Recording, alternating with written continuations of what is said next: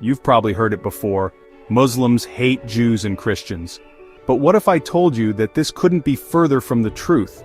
Today we're diving into what the Quran and Prophet Muhammad, peace be upon him, actually taught about the people of the book, Jews and Christians. You're about to hear verses, hadith, and real historical events that might just surprise you. Stick around till the end for a powerful historical example from the Prophet's life that proves Islam's stance on peaceful coexistence. Subscribe if you're here to explore Islam with evidence and context. Let's debunk the myths together. Verse 1. Respectful debate.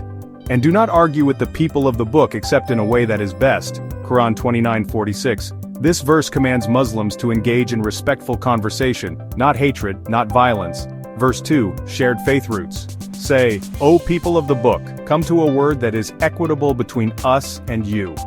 Quran 3:64. Meaning, Islam recognizes common ground with Jews and Christians, like belief in one God and the Day of Judgment.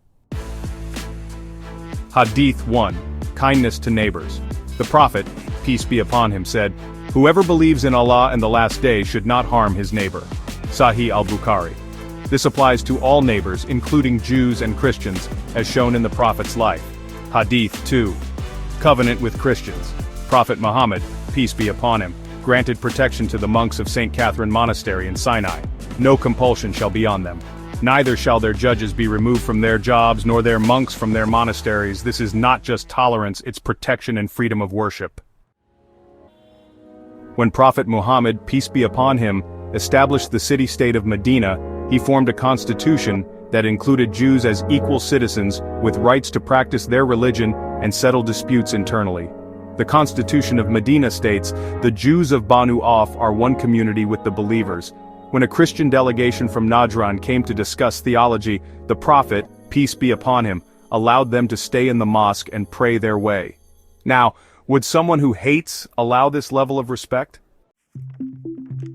One common misquote is, take not the Jews and Christians as allies, from Quran 5:51. Context matters. This verse refers to political alliances with those actively hostile to Islam at that time, not Jews and Christians in general. The Quran even praises some Christians, stating, You will find the nearest of them in affection to the believers those who say, We are Christians. Always interpret Quranic verses with their context, not in isolation. Islam does not teach hate. It teaches truth with mercy, respect and justice, even for those of other faiths. Muslims are taught to engage with Jews and Christians respectfully, intellectually and ethically, not with hatred. If this challenged a misconception you had, hit the like button, leave a comment. What surprised you the most today? Subscribe for weekly videos debunking myths about Islam with Quran, Hadith and history. What did you think of the Prophet Muhammad's treatment of Jews and Christians? Did anything in today's video surprise you? Let's talk in the comments below. Don't forget to subscribe and turn on the bell for more Islamic myth-busting videos.